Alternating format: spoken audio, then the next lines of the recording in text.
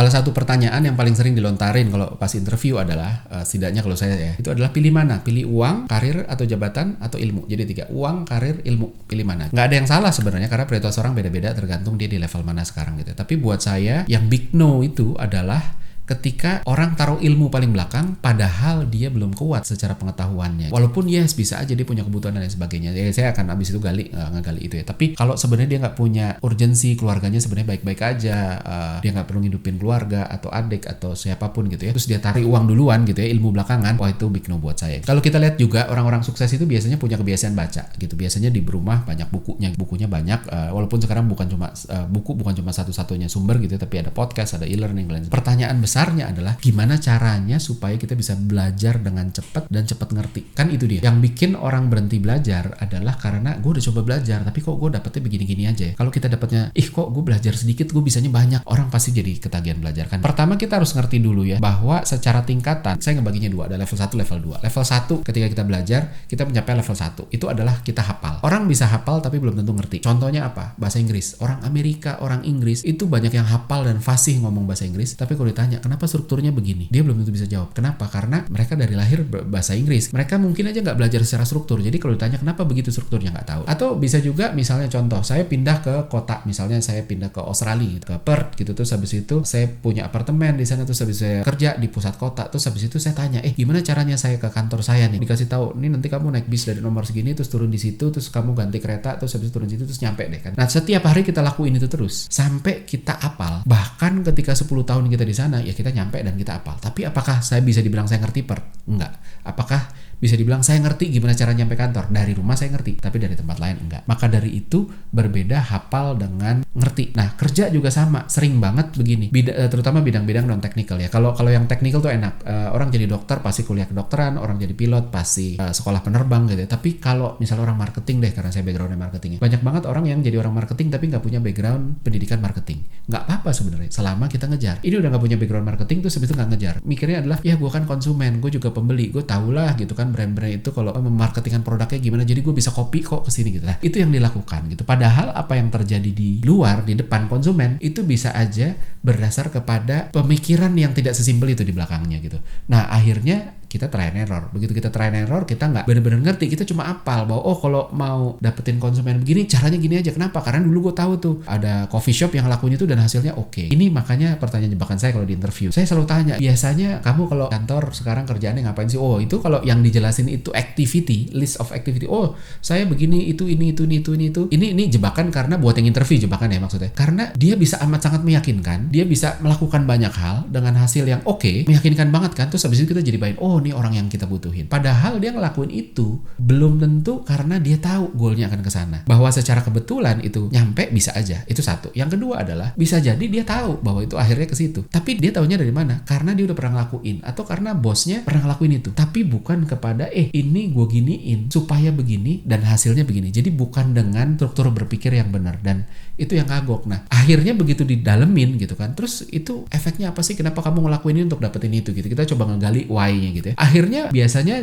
jawabannya jawaban normatif. Kalau orang marketing ditanya kamu bangun brand gimana, ya kita harus ngerti konsumen. Habis itu kita dapetin positioningnya, terus habis itu kita komunikasiin. Yes, itu benar, nggak salah. Tapi nggak cukup dalam dan nggak cukup kasih jawaban tentang ini orang sebenarnya ngerti marketing apa nggak. Sama kayak debat capres kan selalu ngomong apa? Program saya adalah mengentaskan kemiskinan, membuka lapangan pekerjaan, memperbaiki ekonomi. Emangnya ada capres yang bilang, plan saya adalah saya mau nambah kemiskinan gitu dan saya mau mengurangi pekerjaan gitu, kita ganti robot, terus habis itu ekonomi biarin aja lah masing-masing, kan nggak ada. Nah tapi pertanyaannya adalah yang menjawab 3 itu pun juga belum tentu terus habis itu ngerti, apalagi yang enggak. Jadi banyak banget ketika di level 1 ini jebakan, banyak banget yang ngerasa gue udah bisa. Kenapa? Tuh gue udah ngelakuin banyak hal dan hasilnya ini. Kita ngerasa bisa, terus karirnya naik, tapi begitu marketnya berubah kita struggle. Begitu pegang industri atau produk yang nature-nya beda, nggak jalan deh apa yang udah dia lakuin dan terus bingung, aduh kok begini ya, kok begitu. Timnya pun akan bisa ngerasa rasain dengan cara apa?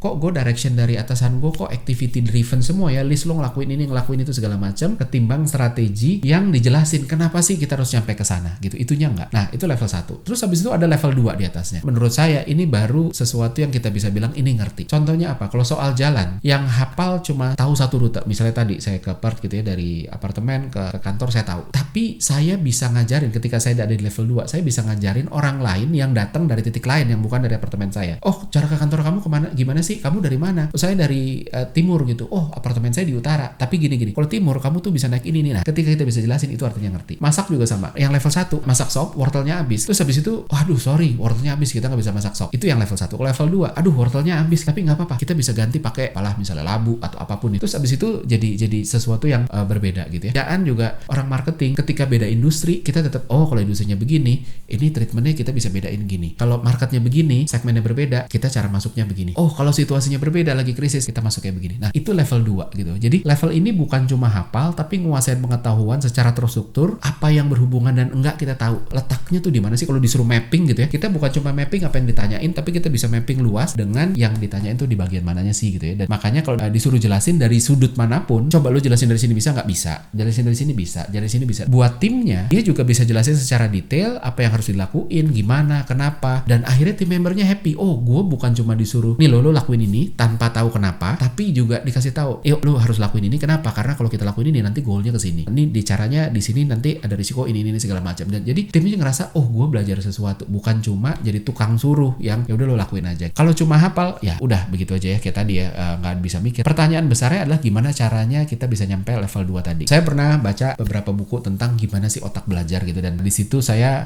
mau start dari hierarki. Jadi hierarkinya adalah kita harus tahu untuk bisa belajar, untuk punya kemampuan yang bagus adalah ada paling atas adalah mindsetnya benar dulu. Mindset ini kalau ini komputer ini adalah Windows-nya atau Mac OS-nya, operating system-nya lah. Tanpa ini sisanya nggak bisa jalan. Jadi kalau mindsetnya nggak ada, sisanya nggak bisa jalan. Yang level kedua adalah knowledge-nya. Ini pengetahuannya. Kalau komputer ini software-nya, Microsoft Office-nya atau ada Photoshop-nya atau apapun ini. Tapi bahkan punya ini nggak jamin kita bisa jalanin. Contoh, orang ada yang punya, gue punya Apple MacBook Pro, ada Mac OS-nya, ada Photoshop-nya, terus abis itu lo bisa ngedit foto? Belum tentu juga. Nah, baru yang ketiga itu skill-nya. Ini yang keterampilannya, kefasihan ngoperasiin software. Jadi ketika kita punya 3 ini, maka selesailah. Kita bisa dibilang, ini orang udah di level 2 yang tadi gitu ya. Contoh realnya mindset itu bahwa di marketing itu kita harus punya mindset misalnya ya. Konsumen itu unik, kita harus mau terbuka, lihat dari perspektif lain. Perspektifnya konsumen tuh kan macam-macam gitu ya. Tanpa ini kita nggak bisa bikin positioning. Karena positioning adalah tentang bisa nempatin produk kita dari perspektif konsumen. Kurang lebih dia akan ngeliatnya kayak apa sih gitu. Sehingga yang pertama adalah mindsetnya dulu. Kalau kita bukan orang yang fleksibel, yang terbuka sama perspektif lain, maka nggak akan pernah bisa bikin positioning yang bagus. Yang kedua adalah knowledge. Ini pengetahuan teknisnya. Definisi positioning itu apa sih? Positioning adalah menempatkan produk atau brand kita dari perspektifnya si konsumen sehingga menarik buat konsumen, relevan buat konsumen. Kalau mindset tadi nggak sejalan, ini nggak bisa jalan. Ketika mindset udah punya, knowledge-nya udah punya, good gitu ya. Tapi apakah bisa bikin? Enggak. Banyak banget orang marketing dan orang bisnis tahu definisi positioning, punya mindset terbuka, tapi tetap nggak bisa bikin positioning yang benar. That's why makanya perlu skill. Skill ini adalah latihan untuk ngasah, terus bikin positioning tadi, lama-lama makin tajam,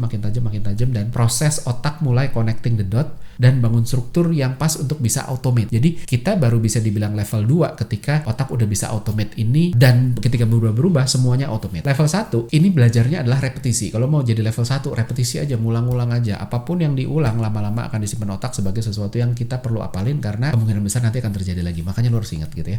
Nah, otak itu punya sifat hemat energi dengan ya udah diingat. Ketika sering kali berulang, diingat supaya abis itu kita nggak perlu mikir. Karena ketika kita mikir, nextnya apa ya? Itu makan energi dan itu nggak disukai sama otak. That's why makanya udah deh, lo ingat aja supaya kita bisa hemat energi nantinya. Itu level 1. Nah, level 2 nih yang panjang. Level 2 itu untuk bisa sampai ke level 2, balik ke konsep generalnya tadi. Kalau kemampuan itu 100%, jago itu 100%, kita belajar pertama nyerap. Entah dari buku, podcast, workshop, segala macam, itu cuma dapat 20%. Bahkan ketika kita super nyerap dari apapun yang disampaikan. Terus abis itu kita bisa dapat tambahan 30% dari apa? Kita nge-structure. Yang tadi kita dapat itu di-structure. Terus abis itu 25% tambahan lagi ketika kita ngelakuin, dan tambahan 25% ketika kita share ke orang lain, kita ngajarin orang. That's why makanya guru sebenarnya dia lebih banyak belajar daripada murid, karena dengan dia ngajar, dia belajar dari ini kalau dari perspektifnya murid saya itu kayak gitu. Nah, orang level 1 itu kebanyakan cuma berhenti berhenti di satu nyerap, entah dapat dari buku, dari manapun, sama ngelakuin. Dia tidak menstructure, dia tidak share. Jadi pengetahuannya sebenarnya maksimum cuma 45% kan,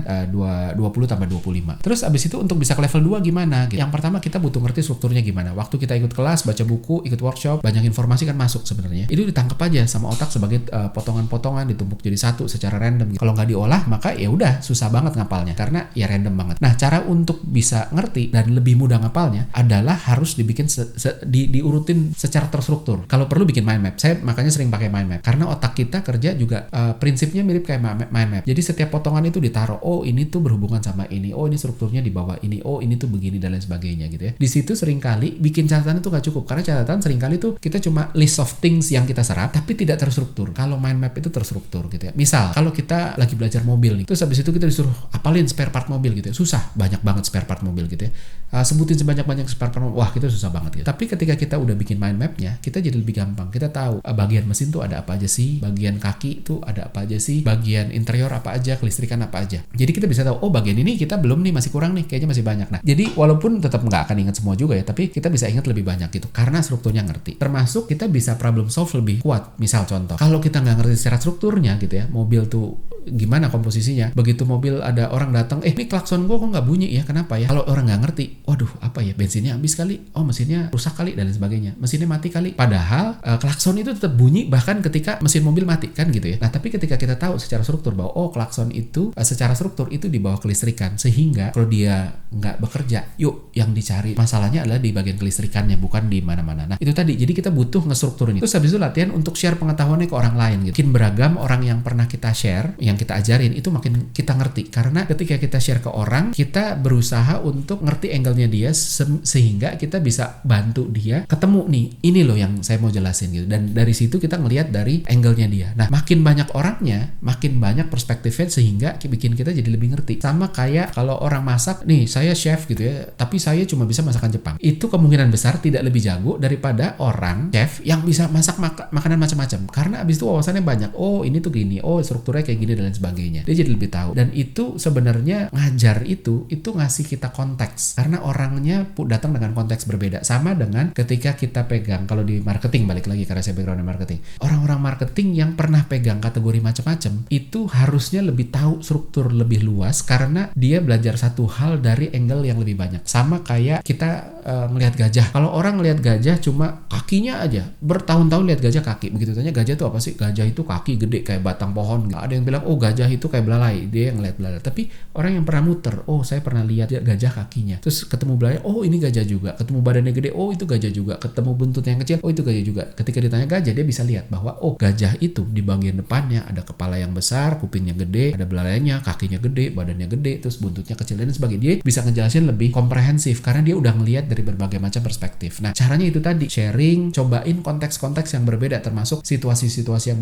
berbeda, challenge yang berbeda dan. Nah, dari situ otak akan mulai connecting the dot, terus habis itu ngebangun structure pemahaman tentang ini. Pertanyaan pentingnya adalah bisa nggak sih dari level 1 naik ke level 2 tanpa ngelakuin ngestrukturin itu? Kalau pinter bisa aja. Ini bergantung sama IQ. Karena IQ itu kan sebenarnya dilihat dari kemampuan kita mengconnecting the dot ya, ngebaca pattern. Jadi ketika kita tadinya cuma apal, terus habis itu konteksnya berbeda, terus habis itu kita ngelakuin, nah otaknya IQ-nya bagus nih, dia bisa connect. Gua kemarin ngapalin dari kiri, itu jalannya begini. Sekarang gua dari tengah, jalannya begini. Jadi sebenarnya kiri dan tengah tuh kayak begini ya. Oh dia nyambungnya di sini. Nah, habis itu jadi ketemu strukturnya kayak apa. Kan kurang lebih gitu. Nah, terus terakhir adalah gimana taunya kita udah di level 2. Yang pertama adalah kita nggak activity driven lagi. Ketika kita ngelakuin apa-apa, kita bukan cuma ini lu harus ngelakuin ini, tapi kita bisa jelasin kenapa sih ini harus dilakuin. Kedua adalah kita jadi lebih fleksibel sama konteks dan solusinya. Oh, kalau konteksnya begini, ini bisa begini. Kalau masak nasi goreng, kita bisa bilang bahwa sebenarnya kalau lo bosan sama nasi ini bisa diganti apa? Bisa diganti mie, kue tiaw, bihun dan lain sebagainya. Jadi tahu apa yang aplikatif dan apa yang nggak termasuk. Nasi goreng itu dengan bumbu yang sama, kalau dijadiin bubur, bahannya pakai bubur, nggak bisa. Kenapa? Karena bubur itu ada airnya. Begitu digoreng, airnya habis itu lengket, gosong dan lain sebagainya. Misalnya kayak gitu ya. Jadi kita jadi lebih tahu mana yang kita bisa fleksibel ketika konteksnya beda, mana yang enggak. Terus yang ketiga adalah kita tahu kita udah level 2 ketika kita bisa bikin orang dengan perspektif yang berbeda itu bisa ngerti. Oh, ini tuh dari sana ya. Oh, kalau dari sana tuh masuknya begini, kalau dari sini masuknya begini. Dan pada akhirnya kita juga bisa tahu bahwa kita udah di level 2, udah level ngerti ketika kita bisa jelasin dengan cara lain yang mudah dimengerti gitu. Termasuk pakai analogi. Buat saya, analogi itu salah satu indikasi bahwa ini orang udah ngerti karena dia bisa menjelaskan hal yang sebenarnya tidak ada hubungannya dengan cara yang totally different tapi lebih mudah dimengerti gitu. Jadi makanya hati-hati sama orang-orang yang suka pakai analogi, karena itu justru orang-orang yang pemahamannya yang lebih dalam.